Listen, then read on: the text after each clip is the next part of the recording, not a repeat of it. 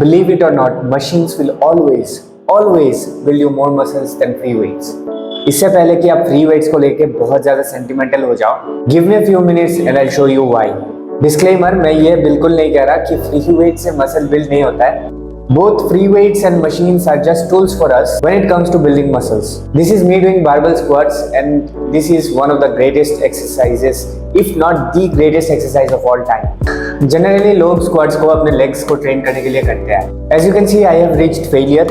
आपको क्या लगता है कौन सा मसल फटी होने की वजह से मैंने failure को hit किया?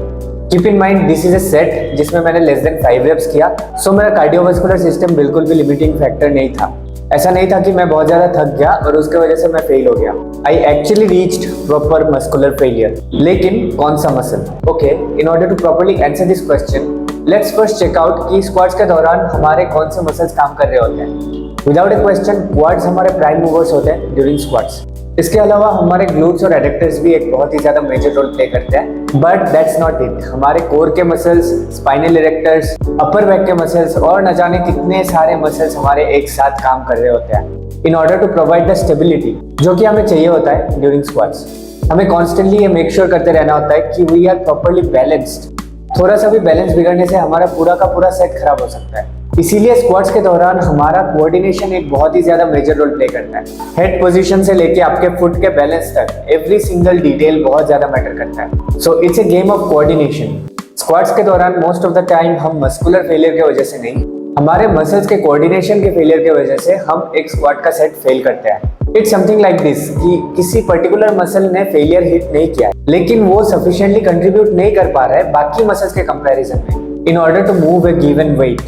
उसने अभी तक अपना ट्रू मस्कुलर फेलियर हिट नहीं किया है, बट वो बाकी मसल्स के कंपैरिजन में हो सकता है कि ढीला पड़ रहा है, जिसके वजह से there is a lack of coordination and hence we fail the set. Now let's have a look at something like the leg press.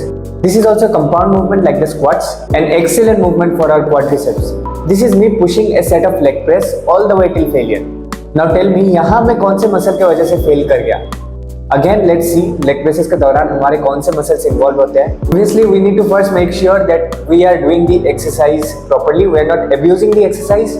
If you are doing it properly, getting enough knee flexion, our quadriceps are the prime movers with a little bit of glutes and adductors. Stability को maximise करने के लिए हमें यहाँ भी अपने core को बहुत अच्छे से ब्रेस करना पड़ता है, but obviously since this is a machine, the stability factor is inbuilt into the mechanics of the exercise. हमारे बॉडी से एक्सटर्नल स्टेबिलिटी ये एक्सरसाइज बहुत कम डिमांड करता है as compared to a set of squats. हमें बस लेटना है, जोर से हैंडल्स को पकड़ना है, जोर से ब्रेस करना है और जान लगा के ग्राइंड करना है। इस एक्सरसाइज में अगर आप किसी भी मसल के लिए फेल कर रहे हो, then that is 100% your quad muscles. Glutes और एडक्टर्स यहाँ बहुत छोटा रोल प्ले करता है कि वो फेलियर का रीजन बन जाए इस एक्सरसाइज के दौरान।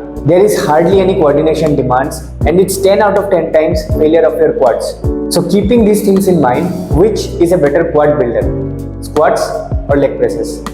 It's not even a debate. Leg presses will always build you more quads than your squats. Now, will it build you more legs ka size than your squats? Obviously not. But with respect to quad hypertrophy, just quad hypertrophy, leg press the machine wins every single time. क्यों? बहुत ही simple reason है। Mechanical tension वाले video में मैंने ये explain किया था कि एक मसल तभी ग्रो करता है जब हम उसको फेलियर के करीब लेके जाते हैं, जब वो high degree of active mechanical tension experience करता है। और लेग प्रेसेस के दौरान हमारे क्वाड्स ज्यादा मैकेनिकल टेंशन एक्सपीरियंस करता है। It's as simple as that. Squats के दौरान we experience something known as motor unit overflow. Like हमारा ब्रेन मोटर यूनिट्स को रिक्रूट करता है in order to contract a muscle so that we can move an external weight. लेकिन squats के दौरान हमारे ब्रेन का काम सिर्फ क्वाड्स के मोटर यूनिट्स को रिक्रूट करना नहीं होता।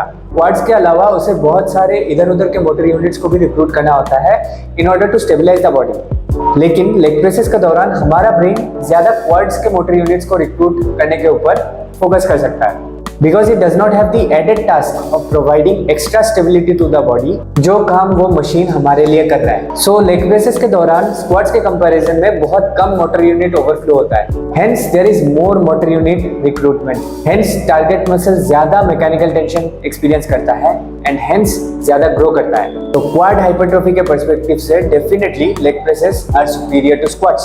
सिमिलरली मसल बिल्डिंग के पर्सपेक्टिव से एक मशीन शोल्डर प्रेस आपके बारबेल या डंबल शोल्डर प्रेस से बेटर होने वाला है। तो क्या इसका मतलब यह है कि हमें फ्री वेट्स को डिच कर देना चाहिए?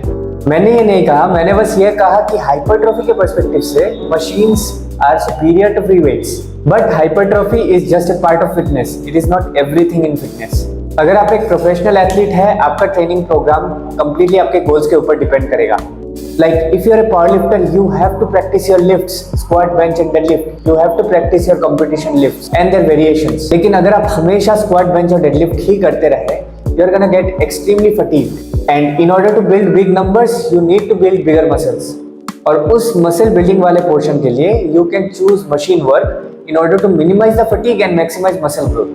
Let's say आप एक फुटबॉलर है और आपका on field performance is your main focus. आप जिम में कितना स्क्वाट्स कर रहे हो वो आपके लिए मैटर नहीं करता है। So if you have any weak muscles, you have some hypertrophic needs, you are better off choosing machine work, क्योंकि मशीन्स आपको most bang for your buck देगा with respect to muscle building and fatigue management. And for the coordination part, आप already अपने field में बहुत ज्यादा coordination related activities कर रहे हो जो कि आपके स्पोर्ट के साथ स्पेसिफिक है। लेकिन अगर आप कोई स्पेसिफिक स्पोर्ट के लिए ट्रेन नहीं कर रहे हो, you are not a professional athlete, it's extremely important कि आप अपने फिटनेस के हर एक एबिलिटी को अच्छे से बिल्ड करें और एक्सप्लोर करें। Focus on building muscle, coordination, endurance, overall athleticism, और अपने एक्टिविटीज के प्रेफरेंसेस के हिसाब से अपने एक्सरसाइजेस को चूज करें। फॉर एग्जाम्पल, मैं कोई प्रोफेशनल पावरलिफ्टर नहीं हूँ, बट मुझे पावरलिफ्टिंग बहुत पसंद है। इसके अलावा मुझे फुटबॉल खेलना भी बहुत ज़्यादा पसंद है। सो जब मैं फुटबॉल खेलता हूँ, मेरा एंड्योरेंस और एजिलिटी वर्क ये सब ट्रेन हो जाता है। और सिंस मुझे पावरलिफ्टिंग पसंद है, मुझे बारबेल्स और डंबल्स में नंबर्स चेस करना बहुत ज़्यादा पसंद है। मैं उन लिफ्ट्स को सेंटर में रख के अपना ट्रेनिंग प्रोग्राम डिजाइन करता हूँ। So I have a good chunk of my training programmes dedicated to the free weights, उन फ्री वेट एक्सरसाइजेस में स्किल बिल्ड करने के लिए। और जितना पॉसिबल हो सके मैं अपना हाइपरट्रॉफी वर्क मशीन बेस्ड रखने का कोशिश करता हूँ, because I know for a fact that machines are better at building muscle. देखो, मैं ये बिल्कुल नहीं कह रहा कि फ्री वेट से मसल बिल्ड नहीं किया जा सकता, ऑफ कोर्स किया जा सकता है। Many people have built excellent physiques with free weights alone. Even body weight exercises से भी लोगों ने बहुत अच्छे फिजिक बनाया है। But all I am saying is, depending on the equipment, if free weights are 7-8 out of 10, machines are 9-10 out of 10. So guys, that's it for this video. I hope आपको कुछ सीखने को मिला होगा। So now we know muscle build होता कैसे है, कितने reps परफॉर्म करने हैं in order to build muscle, and how to select the exercises based on your goals. But Jin exercises को हम select करेंगे, उन exercises के कितने sets लगाना है और weekly कितना time train करना है, so volume and frequency, उसके regarding next video में बात करेंगे। तब तक के लिए keep surpassing your limits.